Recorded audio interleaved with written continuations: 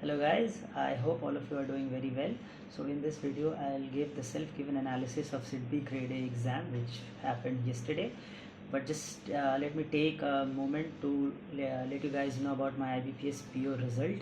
I couldn't clear the final result just because of 0.76 aggregate marks. It was a bit disheartening, but yeah, I'll come back stronger next year. So now coming on to the topic of the video. As you know, the exam was of 250 marks total, wherein 200 marks were objective and 50 marks was of descriptive paper. So let's start.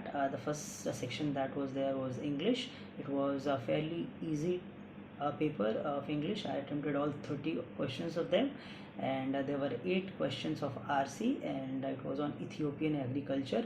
5 questions were there wherein you have to check the spelling errors and grammatical errors, and again 5 questions were there and you have to check the grammatical errors of the sentence. And there were 5 fillers, and 5 questions were there where there are fragmented sentences and you have to make a coherent sentence out of them. So this was English. Another section was general awareness. It was not as the general awareness asked in the PO exams, so it was more on the lines of RBI Grade B exam, and most of the questions were not straightforward. There were 2 or 3 options and you have to analyze all of them and to reach the answer, and the answers were like 1 only, 1 and 2 only, like that. The questions were from economic and social issues and financial awareness and current affairs.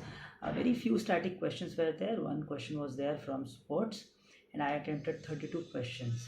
So I believe this section would be the game changer along with the descriptive section. We'll talk about the expected cutoff and expected result date later in this video. Next section was reasoning. It was between easy and moderate, and you could say that the difficulty level was as in the PO pre-exams. So there were 4 puzzles. One was 4 months and 8 days, and you have to arrange the persons, that puzzle. And another was uncertain number of people in a linear row puzzle. Another was a circular puzzle with 9 people, and another was 9 persons and had to stack them one above the another. 3 questions were there from direction, blood relation, inequality each. 5 questions there from critical reasoning, the statement based questions. One was there a meaningful word using the 4 alphabets of a letter, and I believe the word was pray. And 2-3 questions were there, those were of miscellaneous nature. So anyone who has a good command on reasoning would be able to attempt 35 questions, that I believe. And the next section was quants. I attempted 33 questions, and it was also moderate level, and just few questions in the word problem series were a bit lengthy. 5 questions were there from blood relation, simplification and quadratic equation each. 5 questions were there which were statement based questions, and you had 2 statements, 1 and 2, and you had to determine whether both the statements or either one of the statements would be sufficient to answer the question. 2 DIs were there and 10 word problems were there. Okay, 1 DI was fairly easy. You didn't even need to use your pen. You could have solved it within your mind. So now coming on to the descriptive section, there were 3 questions. 2 essays were there of 20 marks, and 1 formal letter was of 10 marks. So the first essay that I attempted was how to arrest the migration from rural to urban India. The second essay that I attempted was the role of banks on financial inclusion of the rural areas, and the business letter that I attempted was to thank a government agency for a project. Yeah, so this was it.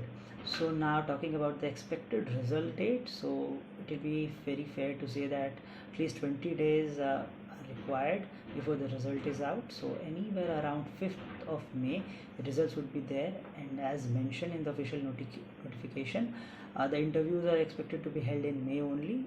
So I believe the results would be there in the first week of May. Okay, now about the expected cutoff. So this is a bit tricky part, since this exam has only one written examination, and this is happening after 6 years, and many things have changed. The pattern of exam has changed, the difficulty level has changed, and also the competition has changed.